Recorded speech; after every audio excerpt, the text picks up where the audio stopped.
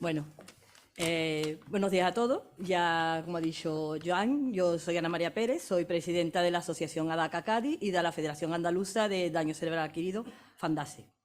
En primer lugar, quiero agradecerle a Joan el haber pensado en mí para presentar este congreso y para presentarle a él. Una responsabilidad bastante grande. También agradecerle también a la Escuela de Salud Pública y a Giancarlo por la realización de este congreso y de esta conferencia. Es muy importante tanto la labor de las asociaciones como la de que se hagan este tipo de congresos. A ver, las asociaciones a la hora de ayudan a visibilizar el daño cerebral. Ayudamos también a superar el desconocimiento a toda aquella familia que lo sufre, el desconocimiento, el dolor, la soledad de una persona cuando ha sufrido un ictus. Les acompañamos en los hospitales. Hablo de familia, no hablo solo de afectado, porque cuando hay un daño cerebral a consecuencia de lo que sea, ictus, traumatismo, lo que sea, la familia es la que lo sufre al igual que la persona. Por lo tanto, estamos todos englobados en ese mismo círculo. Las asociaciones cubrimos esa atención que no cubre la administración. Empezamos con la fase aguda, seguimos con la crónica, nos quedamos en la crónica, tenemos muchísimos usuarios, la mayoría que ya últimamente nos llega son crónicos, compartimos ese mismo dolor. Nosotros los preparamos después de estar con nosotros, rehabilitarse. No solo le presentamos lo que hacemos nosotros, le presentamos también y le ayudamos a que ellos mismos elijan qué recurso quieren elegir. Los preparamos, como ya os he dicho antes, pues para la última fase, antes de empezar su rehabilitación, que para mí fue una de las más duras, que fue la vuelta a casa. La vuelta a casa se complica muchísimo, puesto que nos encontramos cuando llegamos con una persona totalmente diferente a la que se fue cuando sufrió el daño cerebral. Yo llegué así hace 19 años a DACA, mi asociación, la que controlo, la que tengo en Cádiz, la que medio dirijo, tras sufrir mi marido un daño cerebral. No fue por ictus, fue por un traumatismo, y ahí seguimos, tanto él como yo. Seguimos con todos esos afectados que nos van llegando a nuestra asociación, luchando sin descanso, no mirando el reloj, estando todo el día nada más que pendiente de ellos, le echamos muchísimas horas, no tenemos problema por estar allí con ellos, por acompañarlos. Todo lo hacemos para conseguir una vida mejor, donde ellos puedan hacer lo más autónomos posible y donde puedan volver a tener una vida casi muy parecida, casi igual a la que tenían antes de sufrir el daño cerebral. Desgraciadamente, las asociaciones no podemos dar cobertura a todas las personas que han sufrido un ictus o daño cerebral. Ni siquiera podemos tener una previsión de aquellas personas que lo van a padecer en los próximos años, meses o días, porque evidentemente nunca sabemos cuándo va a suceder. Las asociaciones necesitamos mucho más recursos, mucha más información sobre las personas que lo sufren, no para querer estar metidos en todo, sino para saber con qué contamos. Necesitamos que se establezca un código alerta para poder saber cuántas personas hay afectadas por daño cerebral y tener un censo real, una visión totalmente real de la magnitud de los ictus, de todas aquellas personas que sufren ictus, porque es la única manera que luego tenemos de acercarnos a ellos. Como he dicho también, soy presidenta de la Federación Andaluza y deciros que todas las asociaciones que componemos FANDASE trabajamos con equipos formados específicamente en tratar las secuelas producidas por un daño cerebral. Son equipos multidisciplinares que atienden todas las áreas afectadas, desde el área cognitiva, el área motora, el lenguaje de las actividades básicas en la vida diaria. Muchas personas pierden esas habilidades, tienen que empezar desde el principio, desde vestirse, lavarse los dientes, salir a la calle. Además, trabajamos mucho con ellos en el ocio y la inclusión. Es de la única manera que ellos pueden sentirse más satisfechos y verse más realizados. Muy importante para nosotros, para todas las personas que componemos las asociaciones, es que casi todas están gestionadas, sus juntas directivas están gestionadas por familiares de personas afectadas por daño cerebral. Bueno, como luego va a haber una mesa sobre asociaciones, yo me callo. La celebración de este congreso y los que esperamos y deseamos que se sigan desarrollando cada año es muy importante para sensibilizar a la sociedad y darle voz a las personas que han sufrido un ictus y a su familia. Hoy, cuando salgamos de aquí, todos habremos aprendido cómo se está atendiendo hoy en día los ictus, cómo se prevé seguir atendiéndolos en un futuro, la intervención que hay en los planes de ictus, cómo mejorar la atención de las diferentes fases después de sufrirlo. Escucharemos más ampliamente cómo trabajan las asociaciones específicas de daño cerebral y cómo queremos seguir trabajando. También escucharemos a personas afectadas, sus necesidades, sus preocupaciones y las de su familia. También a profesionales de la sanidad dando su visión de un día a día de una persona con ictus, además de su trabajo dentro de los hospitales. Y lo más importante es que salgamos todos hoy de este congreso con el propósito de seguir trabajando juntos en mejorar la atención y las necesidades de los afectados por daño cerebral. Solo así conseguiremos una mejor calidad de vida. Y vamos a otra parte. Joan me ha pedido que lo presente y cuando le he preguntado que cómo le presentaba, pues me dice, ¡nah, Gasti sencillito! A él no se le puede presentar de manera sencillita, y él lo sabe. Bueno, para mí es un honor presentarle, también es una enorme satisfacción por la admiración que te tengo por tu trabajo. Para aquellos que no los conocéis, que creo que no habrá nadie aquí que no le conozca, pues Joan Montaner es el jefe de neurología del Hospital Macarena. Es director del programa de investigación neurovascular en el Centro de Investigación IBIS. Joan, yo como buena gaditana lo tengo que decir, estudió en la Facultad de Medicina de Cádiz. Ahí va. Trasladándose posteriormente a Barcelona para estudiar la especialidad de neurología. Como ya sabemos, Andalucía es considerada el cinturón del ictus del sur de Europa, además de contar con los peores índices de prevalencia e incidencia de nuestro país. Para tratar de poner freno a esa elevada incidencia y a las altas cifras de mortalidad, se puso en marcha por parte de la Junta de Andalucía el Plan de Atención al Ictus, el cual es coordinado por Joan Montaner. Este plan andaluz ha conseguido crear una red de atención al ictus donde aquella persona que comienza a notar síntomas de que está sufriéndola puede en ese mismo momento acceder, resida donde resida, a un centro donde pueda recibir tratamiento en menos de 1 hora. También se ha desarrollado el servicio de teleictus. Con su implantación se ha conseguido el acceso rápido a la valoración por especialistas a una media de 1000 pacientes al año.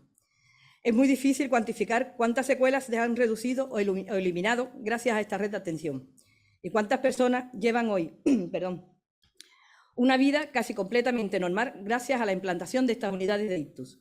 Con lo cual, además de presentarte, aprovecho este momento para destacar tu dedicación, tu empuje en todas las fases, el estudio de todas las fases del ictus, porque gracias a hoy miles de personas tienen una mayor calidad de vida, gracias a tu trabajo y al de todos los equipos que componen las unidades de ictus. Gracias, Joan.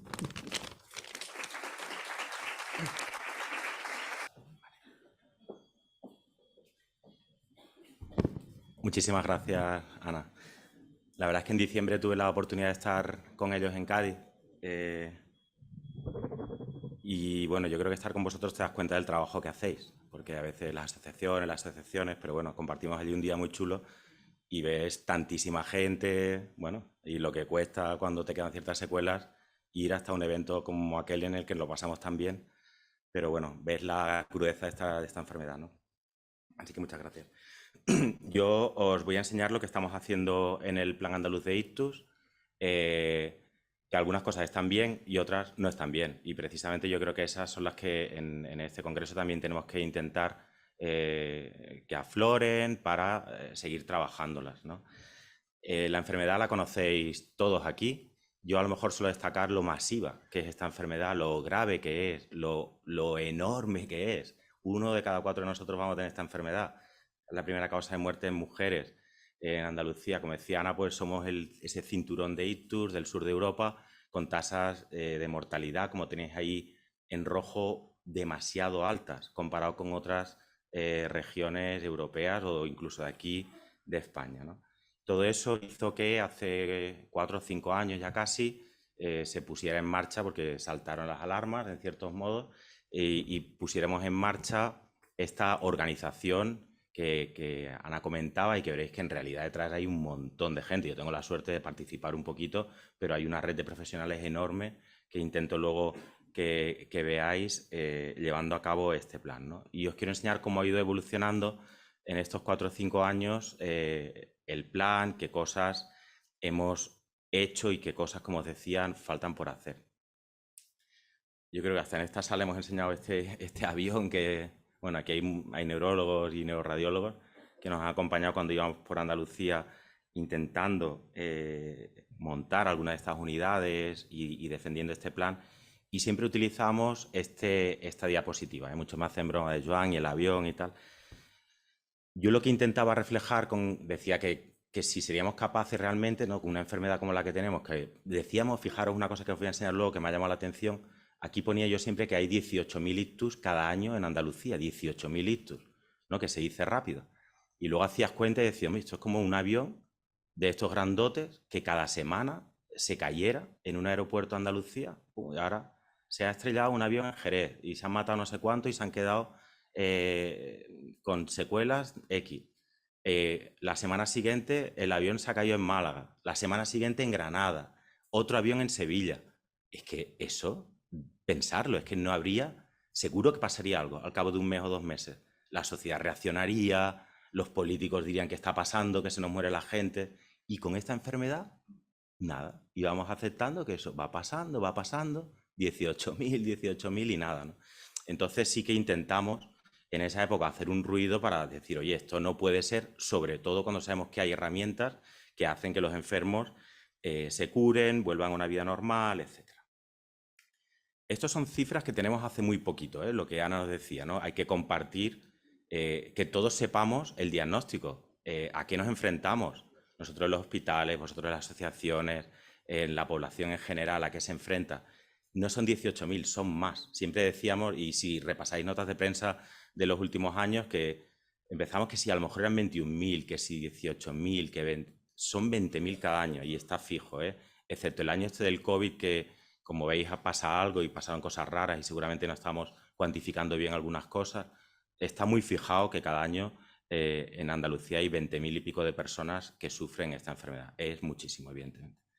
¿Hay cosas buenas? Sí. Por suerte, acciones como las que os enseñaremos y otras, sobre todo de la medicina de familia, de que estemos mejor cuidados en general en nuestra salud, está contribuyendo a que cada vez la mortalidad sea más baja por esta enfermedad y que por suerte espero que ese mapa rojo que os enseñaba, sobre todo de provincias como Sevilla y Huelva, pues se vaya normalizando y que al final acabemos con unas tasas de mortalidad como cualquier otro país del entorno europeo. Pero que esos índices mejoren no nos tiene que dejar de preocupar. Por esto que veis aquí, no es el ictus una enfermedad de gente mayor y de viejos. Claro que la edad es un factor que hace que seamos más propensos a tener esta enfermedad, pero hay un montón de niños que tienen esta enfermedad, gente joven, etcétera. Pero bueno, es cierto que la edad es un factor muy importante y esto, por suerte, está pasando. Cada vez vivimos más tiempo. Antes de ayer salía en La Vanguardia esta noticia, más de la mitad de los europeos tenemos más de 44 años. Una quinta parte más de 65. O sea, esto es algo que por suerte vamos a vivir y vamos a estar en un entorno que cada vez está más envejecido. Y yo creo que eso se empieza a reflejar ya cuando miráis las cifras de prevalencia.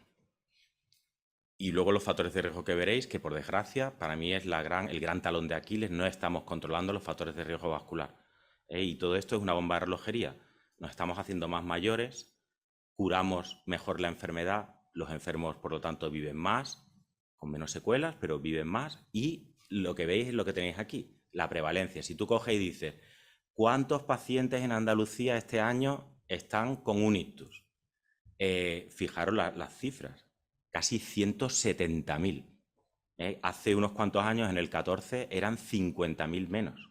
Es decir, vale, estamos haciendo cosas bien, la gente sobrevive más, pero estamos teniendo muchos ictus y esa bolsa va creciendo.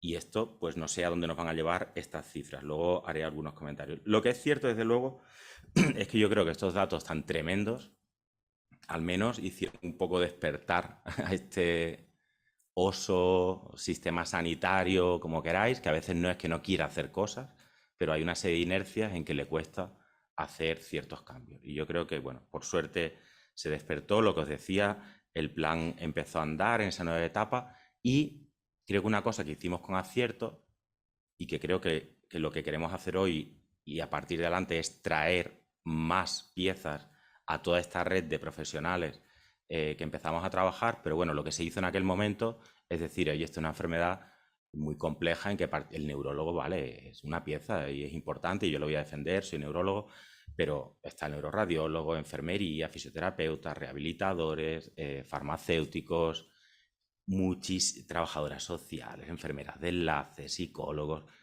un montón de gente alrededor de esta enfermedad. Entonces lo que hicimos fue gente que quiso participar en esto de cada una de las provincias de Andalucía, pues que fueran referentes y que empezasen a trabajar en sus provincias y de forma coordinada en hacer protocolos, los cambios, empujar para que estas unidades de ictus que no estaban se abriesen, para ir alimentando el teleictus del que os hablaban antes, etc. con responsables, muchos estáis aquí y bueno, os lo agradezco porque yo creo que es un trabajo en equipo clarísimo y no puede ser de otra forma. Esos equipos se tienen que seguir renovando, antes lo estábamos hablando, y metiendo más gente, y creo que los pacientes tienen que estar aquí también por cosas que luego explicaremos. Que básicamente es que yo pienso que a veces somos muy paternalistas. Nosotros tenemos una imagen como neurólogos de lo que queremos, que un enfermo que ingresa con nosotros, abrirle la arteria, que se cure, que la NIH sea más baja, que tal. Y a lo mejor eso no es lo que un paciente quiere exactamente, ¿no? Esa es la parte que creo que tenemos que ir trabajando juntos. Bueno, un poco el panorama que encontramos cuando empezamos hace unos años fue este. Era fácil entender por qué los puntitos estaban rojos en el mapa. Es que realmente la mitad de la comunidad no tenía ni unidades de ictus. Había 4 provincias que ni siquiera tenían unidad de ictus. Por tanto, es una cosa que se fue trabajando relativamente rápido y se abrió la unidad de ictus de Córdoba, de Almería, de Jaén, la de Huelva, y luego en una segunda oleada, aquí en Granada la de San Cecilio, la de Jerez, la segunda unidad de ictus de Málaga. Por tanto, esa red fue creciendo muchísimo, hasta un mapa que tiene mucho más sentido, como este que tenéis aquí, en que tenemos 12 unidades de ictus. Hay un par de agujeros negros y hay que decirlo claro, y necesitamos vuestra ayuda también para que eso se solucione cuanto antes, pero en el campo de Gibraltar seguimos sin tener unidad de ictus, y en un hospital tan grande como el de Balmes de Sevilla tampoco la tenemos. Por tanto, eso es algo que se tiene que solucionar. Estas unidades reducen la mortalidad. Sí que tenemos 6 centros de referencia para hacer trombectomía, ¿sabéis? Para sacar los trombos grandotes que van a una arteria del cerebro y que están trabajando de una forma excelente, y luego os lo enseñaré. Por tanto, este es nuestro mapa ahora. Sí que tenemos 12 unidades de ictus, tenemos 75 camas de unidad de ictus en Andalucía. Casi estamos en la ratio que recomienda Europa, de una cama por 100.000 habitantes. Y cuando se abra la unidad de ictus de Balme y de Algeciras, con la ampliación de las grandes unidades que tienen que crecer porque están saturadas, sí que estaremos incluso por encima de esa ratio, y es verdad que ahora Andalucía, al ser tan grandota, es la comunidad autónoma que tiene más camas de unidad de ictus de nuestro país. ¿Eso está bien? No está mal. ¿Hemos de parar ahí? Ni de coña. Miras países como Holanda, que nos doblan en población, y fijaros lo que tienen. Tienen 82 unidades de ictus. Tienen 19 centros de trombectomía. Por tanto, están en unas condiciones mucho mejores que las nuestras. ¿De acuerdo? Pero bueno, es verdad que hemos armado una red, esto que decían del teleictus, que ahora lo enseñaré, ha conseguido algo que es cierto que montar este plan en Madrid es muy fácil, porque es que llegas de una punta a otra en nada. Pero Andalucía tiene una extensión brutal, todas las zonas rurales realmente son muy distantes, con población envejecida, en que hay muchos ictus. Por tanto, sí que ahí teníamos un reto del cómo llegar a esas zonas tan alejadas, ¿no? Pero ¿qué nos dice Europa que tenemos que hacer para el 2030-2050? Se ve pequeñito, pero os lo resumo. Bueno, primero nos dicen que hemos de reducir en un 10% el ictus, que ya veréis que yo pienso que es una cosa de prevención, factores de riesgo y ojo con cómo tenemos ese tema, porque yo creo que va a pasar todo lo contrario. Están aumentando muchísimo los casos de hipertensión, diabetes, dislipemia, etc. Pero nos dice que el 90% de los ictus deberían ingresar en la unidad de ictus. El 90% al menos de los ictus. Eso quiere decir que esos 20.000 ictus que vamos a tener cada año deberían pasar algo de tiempo en estas unidades de ictus especializadas que mejoran tantísimo el pronóstico. Vamos a ver cómo lo hacemos, ¿de acuerdo? Porque ahora no ingresamos todos esos pacientes en estas unidades de ictus. Nosotros algo intermedio que hemos hecho, que bueno, es una solución para la fase superaguda, para indicar el tratamiento, es montar esta red andaluza de teleictus, de la cual la verdad es que estamos muy contentos, funciona muy bien. Lo que hacemos es un neurólogo que está de guardia todos los días, a todas horas, de los grandes centros andaluces, que solo trabaja en ictus, son neurólogos vasculares. Lo digo, es importante porque a veces cuando hay el debate de cómo atiende el teleictus sin estar físicamente allí, los 20 y pico de neurólogos que hacen esas guardias, apoyados con neuroradiólogos, con radiólogos, etcétera, se dedican solo a ver ictus. Es decir, a mí realmente me gustaría casi más que me atendiese esa red en algún momento que un neurólogo general o un compañero de medicina interna de otros hospitales en que ven un ictus de vez en cuando. Esta gente solo hace eso, ¿de acuerdo? Esa red trabaja con 34 hospitales pequeñitos que se conectan cuando hay una sospecha y guían todo el proceso. ¿Qué se ha conseguido con eso? Bueno, aquí lo veis, el mapa de antes, el que tenéis aquí a la izquierda, fijaros como había poquitas zonas verdes, que era el tiempo, era la gente que estaba a menos de media horita de un centro donde te podían dar tratamiento para el ictus. Entonces realmente era solo en las grandes ciudades. Ahora el teleictus ha permitido, lo que veis ahí a la derecha, que el mapa de Andalucía realmente esté en verde. Ahora sí que toda la población está a menos de una hora de un sitio donde se te puede abrir la arteria si se te cierra por un ictus y el 95% a menos de media hora. Con lo cual yo creo que se va consiguiendo la equidad y que esta enfermedad, igual que vives en un pueblo pequeñito, en una gran ciudad, el tratamiento en la fase aguda, al menos en la fase aguda, va a ser el mismo. Detrás de todo esto hay muchísima tecnología y eso también os lo queríamos decir para que lo sepáis. Hay mucha inversión en tecnología, ¿no? Que a veces no lo vemos, pero bueno, cuando esto pasa y de un pueblecito pequeño nos llaman para atender al paciente por teleictus, las imágenes del cerebro de ese paciente te llegan al móvil, lo ves allí, ves qué trocito de cerebro todavía se puede salvar si abrimos la arteria. Es decir, hay muchísima información tecnológica. Como os decía Ana, estamos atendiendo a 1000 y pico de pacientes cada año, ahora ya vamos por 4500 pacientes y de esos un poco más del 30% se les da un tratamiento para abrir la arteria. Ese porcentaje es incluso más alto que el de algunos grandes hospitales. Por lo tanto, pensamos que la atención está yendo muy bien. Lo bueno, evidentemente, es que los enfermos se curan más y se quedan con menos secuelas, pero también la parte económica yo creo que es muy importante y creo que también es algo que todos hemos de conocer. ¿Qué implica económicamente que 1000 y pico de pacientes se les haya podido abrir la arteria, no tengan secuelas, etcétera? Pues un ahorro importantísimo que podemos dedicar en sanidad. Para mí, ojalá se reinvirtiese en ictus, pero bueno, la realidad es que se puede reinvertir en otras patologías. Y es mucho dinero. Fijaros que sabemos que un enfermo que se le da este tratamiento, el ahorro en los siguientes meses es de unos 20.000 euros por paciente. Esto implica que el ahorro que llevamos en estos 4 años del teleictus es de casi 27 millones de euros, que es mucho dinero. Las trombectomías. Esto ha sido otra gran revolución. No solo damos este fármaco para deshacer el trombo, sino que a veces los trombos son muy grandes y nuestros compañeros de neuroradiología con un catéter van a esa zona del cerebro, a la arteria, y sacan con una especie de catéteres o una especie de mini aspiradoras, sacan ese trombo y vuelve la circulación a funcionar bien dentro del cerebro. Pues fijaros cómo en los últimos años han ido incrementando muchísimo las tasas de tratamiento con trombectomía en nuestra comunidad, hasta situarnos por encima de la media en España. Y hay centros, luego, bueno, Alejandro González está con nosotros de Sevilla, que llevan la red de Sevilla y Huelva y hablará en el debate, pero vamos, ya os lo digo, es el hospital que está haciendo más trombectomías de toda España. Es decir, sí que tenemos cosas muy buenas en la comunidad de la cual creo que nos podemos sentir orgullosos. ¿Qué cosas no estamos haciendo bien del todo? Y pensamos que ahí vuestra ayuda, vuestra colaboración es súper importante.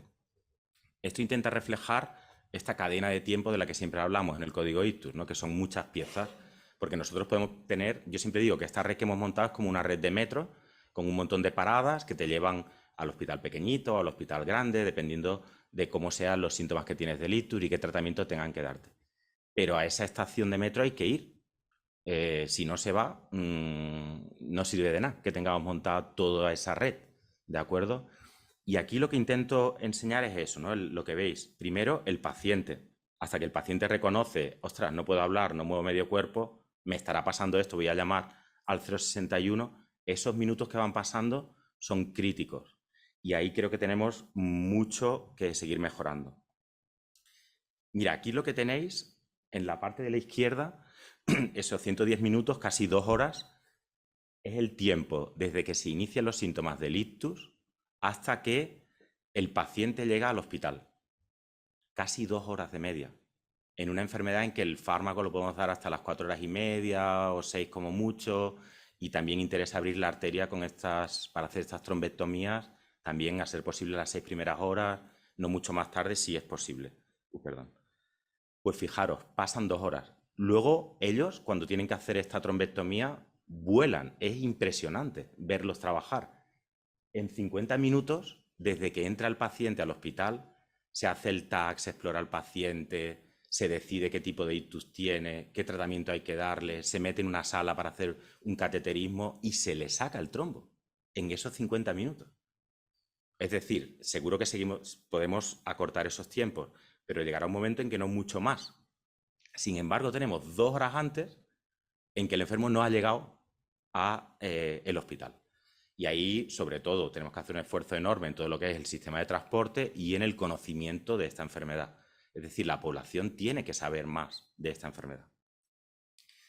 Esto, bueno, en otros territorios lo habíamos hecho con sistemas de campañas. Aquí también se ha hecho en Andalucía alguna campaña, pero yo creo que muy tibia, si me permitís. Hemos hecho las campañas en los hospitales, en los centros de salud. Es verdad que el material llegó hasta el último centro de salud de Andalucía, pero yo creo que hay que ir fuera. Es que esto tiene que salir en la tele, en la radio, y que todo el mundo conozca esto y que los peques lo conozcan y que sean capaces de actuar rápidamente ante cualquier síntoma. A nosotros no nos importa que venga alguien al hospital que al final no era un ictus. Lo malo es que esté en casa esas 2 horas o 3 horas y cuando llegue no podamos hacer nada. Por tanto, esto tiene que ser algo que yo no sé cómo, y creo que seguramente las asociaciones tenéis muchísimo que hacer, ¿no? Con este mensaje, que en el fondo no es tan complejo, pienso yo, pero bueno, igual es porque nos dedicamos a esta enfermedad. Pero es que si te tuerce la boca, no puedes hablar y pierdes fuerza o sensibilidad a medio cuerpo, hay que llamar al 061.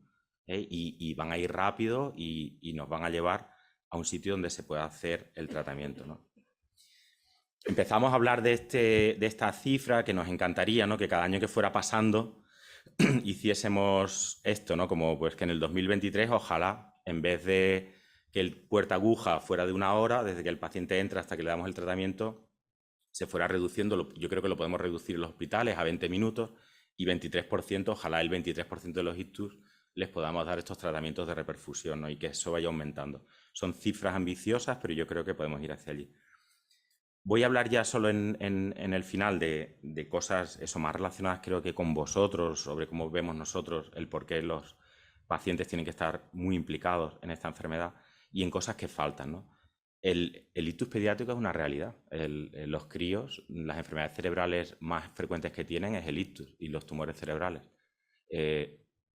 Y cuesta muchísimo hacer el diagnóstico porque no lo piensas y tardas mucho, a veces 1 día, 2 días, en pensar que ese chiquillo no estaba hablando porque había tenido un ictus. Entonces, en esto tenemos que mejorar mucho, se está trabajando para hacer un código ictus pediátrico también en la comunidad.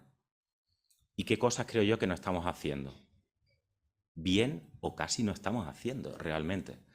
Aquí intentamos dibujar la enfermedad, ¿no? Desde que tenemos factores de riesgo y tenemos la tensión alta, el azúcar, nos estropea las arterias del cerebro, un día se tapan y ese día que se tapan, todo lo que he contado hasta ahora, es la fase aguda, todos corremos, eso muy bien. Y luego el enfermo se va a casa. Pues yo creo que esta fase pre no la estamos haciendo,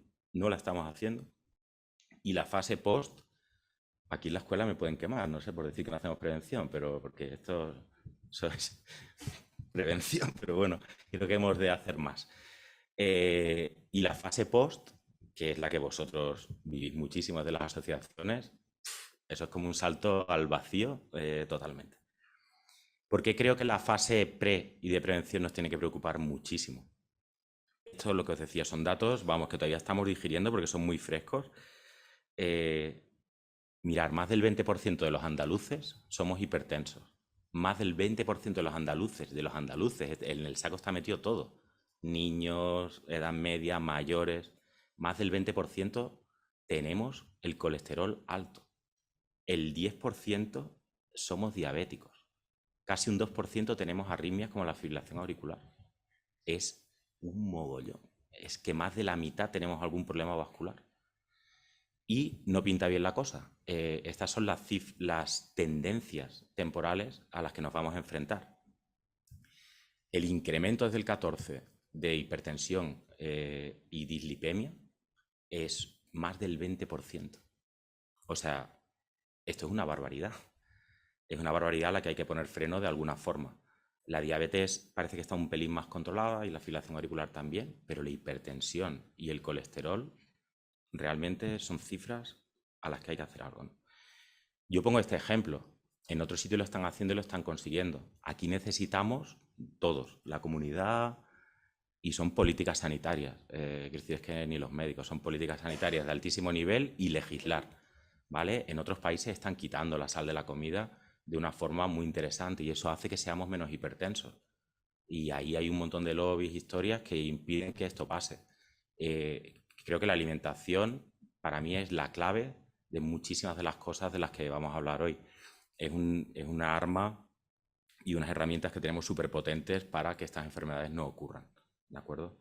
Pero no tenemos un programa en Andalucía para la hipertensión arterial o para alguna de estas enfermedades o el colesterol alto. Claro que tenemos unos médicos de familia excelentes y que ya sabéis cuál es su situación y la cantidad de horas que le echan, pero programas a nivel de comunidad todavía no hay. Y la otra fase que nos preocupa mucho, en la que estamos trabajando mucho, pero ahora desde un punto de vista teórico, y en la que creo que también sois protagonistas, es cuando el enfermo se va a casa. Nosotros hemos hecho un montón de cosas durante el ingreso, pero luego el enfermo se va a casa y yo pongo esa imagen, es un salto al vacío, es caer a un precipicio, porque empiezan a pasar cosas en que el paciente está perdido. Y nosotros también lo perdemos a veces, y la relación, el cuándo tiene que volver, el cuándo tiene que ir a familia, cuándo lo va a ver el fisio, etcétera, pues que os voy a contar, lo sabéis. Entonces lo que hicimos desde hace un par de años es poner en marcha este proyecto, lo hemos llamado ICONA, Ictus en Continuidad en Andalucía. Soledad Pérez, que está aquí con nosotros, lo ha coordinado, es la coordinadora de la unidad de Ictus allí del Macarena. Y creo que ha sido un trabajo muy interesante. En un primer año, otra vez, todos los protagonistas, incluyendo a los pacientes en ese caso, de esta enfermedad, intentaron ver qué cosas fallan. Oye, pues a mí me dan el alta diferente en Almería que en Sevilla y no pone exactamente lo mismo y los mismos apartados. La mía tiene 5 páginas y la de Sevilla solo tiene 1 página. Bueno, a lo mejor tendríamos que hacer alta exactamente igual para todo el mundo. A mí nunca me dicen cuándo va a ver el médico, el neurólogo otra vez. ¿Qué hago si tengo una complicación? ¿A quién llamo? Aquí no pone bien dónde. Entonces se mapearon todas esas carencias de la salida del paciente a casa y ahora se han priorizado las que podríamos trabajar e ir solucionando. Y habrá un protocolo común del manejo del paciente al alta para toda Andalucía, ¿de acuerdo? Se está supervisando ahora por la consejería, creo que ya lo ha hecho, y por el SAS. Bueno, esto me lo voy a saltar, pero bueno, tenemos parte de ese proyecto incluirá pues que cuando el paciente se va al alta recojamos una serie de ítems para saber si lo estamos haciendo bien o no. Eso no os he hablado mucho, pero eso es fundamental. Igual que este plan del que os hablo ahora se está auditando para ver si lo que decimos se está haciendo y si resulta que, uy, pues he visto que en Cádiz pasa no sé qué, ¿no? Que salten señales de alarma de que algo no lo hacemos bien, ¿no? Se está haciendo mucho trabajo también sobre el tratamiento, para que hablemos exactamente de lo mismo, ¿no? El médico de familia ve un montón de enfermedades y queremos que le resulte un poco más fácil saber qué tratamiento tiene que llevar el enfermo con ictus cuando él lo ve. El ictus es como el nombre, pero luego tiene apellidos. El ictus isquémico, primer apellido, pero luego el segundo es para nosotros muy importante. Ictus isquémico aterotrombótico, porque la arteria se ha llenado de placas de ateroma y no llega a la sangre. O ictus isquémico, segundo apellido, cardioembólico, porque tengo una arritmia. Son enfermedades casi diferentes. El tratamiento casi no se parece. Entonces, aquí sí que se hizo un trabajo con los médicos de familia para que tengan muy claro esos tratamientos según el perfil de paciente. Otro proyecto para esta fase subaguda, todo el tema de telefisioterapia, porque aquí vuelve a aparecer un drama. Yo hablo incluso de nuestro hospital. Pensar que tenemos enfermos en la Sierra de Sevilla que casi tardas 2 horas en venir a Sevilla desde un pueblo pequeñito. Imaginaros si el enfermo que se va de alta tiene que hacer algo de fisio y tiene que venir a nuestro hospital a hacer eso cada día, evidentemente abandonan los tratamientos, porque es que eso no hay nadie que lo pueda hacer. Entonces, hay un proyecto que parece que por fin este año va a tener financiación para intentar de forma centralizada, no es lo óptimo, pero hacer telefisioterapia con esas zonas lejanas, ¿vale? Esto también lo enseño, esto sí que es una sala, Neurolab, con un laboratorio de rehabilitación, de fisioterapia, enfermedades neurológicas que se hizo en Sevilla y realmente lo hicieron los pacientes, os lo prometo, que fueron al defensor del pueblo porque no tenían esos espacios para hacer, no era solo daño cerebral, La verdad es que también las asociaciones de esclerosis múltiple fueron muy potentes aquí y lo consiguieron realmente. Nosotros los acompañamos y son salas en que hay un montón de aparataje muy interesante. Consiguieron colaboraciones con entidades privadas, compraron, por ejemplo, este tipo de sistemas que son muy caros para análisis de la marcha. En fin, para mí fue como un ejemplo de que realmente los pacientes consiguieron un espacio bien dotado, con una tecnología muy importante y que están utilizando cada día. Pero creo que eso, que si no estáis los pacientes no acompañándonos o ayudándonos, sino liderando estas enfermedades tan prevalentes, que no es una enfermedad rara que haya 4 pacientes, creo que al final vamos a, como pongo aquí, vamos a tocar techo, lo que es la parte médica. Entonces yo creo que cada día, no es que esté más de moda, es que es una necesidad.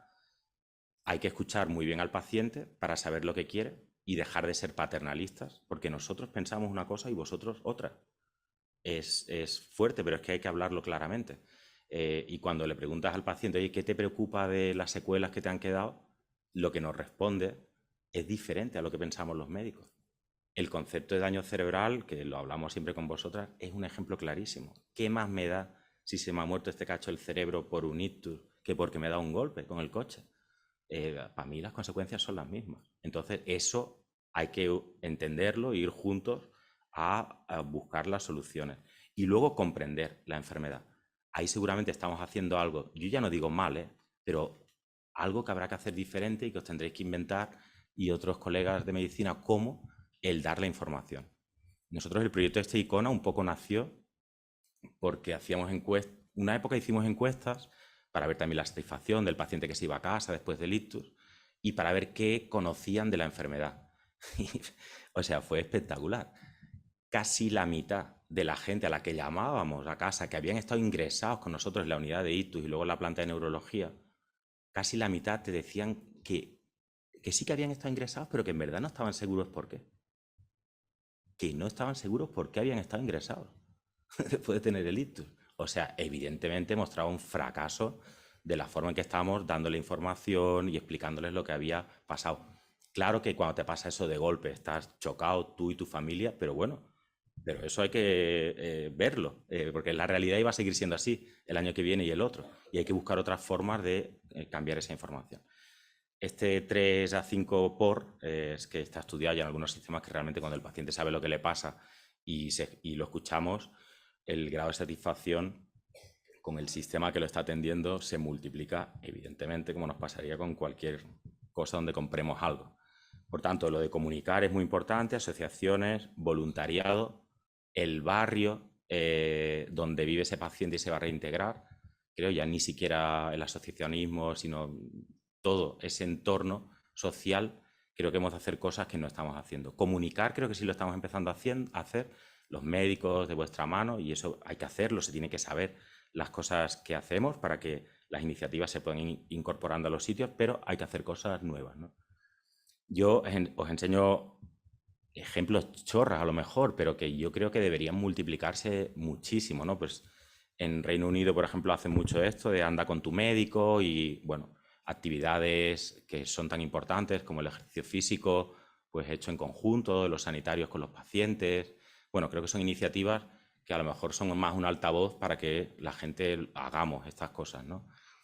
En Estados Unidos, por ejemplo, hay iniciativas muy interesantes, que yo la pongo mucho como ejemplo. La gente afroamericana, la gente de raza negra, tiene una tendencia a ser mucho más hipertensos que los blancos y bueno, sabéis que les encantan los peinados, afro y tal, bueno, van mucho a las peluquerías, pues están haciendo programas en las peluquerías y los peluqueros, cuando los están pelando, oye, tú sabes que nosotros a veces tenemos la tensión más alta, ¿tú te la has tomado alguna vez? Entonces ahí se hace un trabajo enorme de prevención fuera totalmente del ámbito sanitario. Yo creo que estas tendencias son las que realmente van a hacer que cambiemos, ¿no? Y otros países que en esto son muy buenos, en Estados Unidos lo hace muy bien esto, hay verdaderas sesiones, que se llaman así, sesiones de escuchar a los pacientes. Es cierto que han empezado más por patología más rara, pero que realmente, sin interferencia de nada comercial ni nada, se hacen sesiones enormes de mucho tiempo en que se escucha lo que el paciente le importa, ¿no? Y esto es lo que muchos conocéis, se llaman los PROMs, los PREMs, todo el rollo de Lightshon. hay todo un movimiento en el mundo en que el paciente dice, oye, a mí de mi enfermedad lo que más me preocupa es que cognitivamente me he quedado muy tocado. O me preocupa que, yo qué sé, que la parte motora realmente tal, o que me he quedado muy mal de ánimo. Y nosotros a veces esas cosas, aunque os parezca increíble, no las pensamos, ¿vale?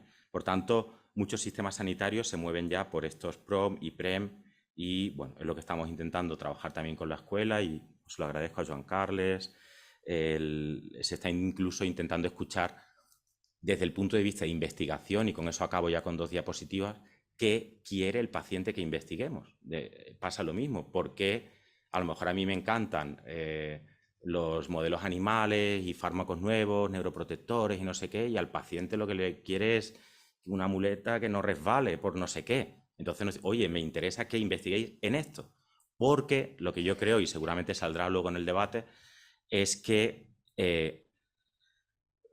las asociaciones en los próximos años nos vendréis a proponer esos proyectos y vendréis con recursos, como está pasando por suerte en otras asociaciones, la Fundación Española contra el Cáncer o las charities de Reino Unido, en que manejan millones y millones y ellos deciden en dónde lo ponen y para qué lo ponen. Eso yo creo que es un recorrido que tiene que pasar aquí en Andalucía y en España. Estamos participando en redes de investigación, tenemos laboratorios, buscamos biomarcadores para hacer el diagnóstico de la enfermedad con una gotita de sangre en la ambulancia, que sepáis que hay mucha gente trabajando en este tipo de cosas.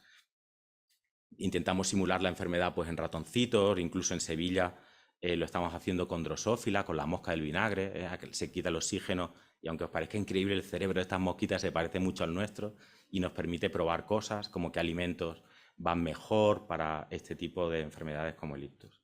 Por tanto, con los medios que tenemos, estamos haciendo todo lo posible y hay mucha gente trabajando. Os enseño algunos de la red del Teleitus, por ejemplo, pero, y ese es el mensaje, en realidad los médicos, enfermeros, fisios, somos muy pocos.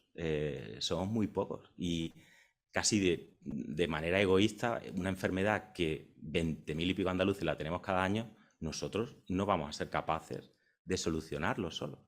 Por tanto, estos centenares de profesionales de la salud haremos cosas, pero creo que realmente quien somos mogollón es la comunidad, los pacientes, esos 170.000 pacientes que este año viven con un ictus en Andalucía.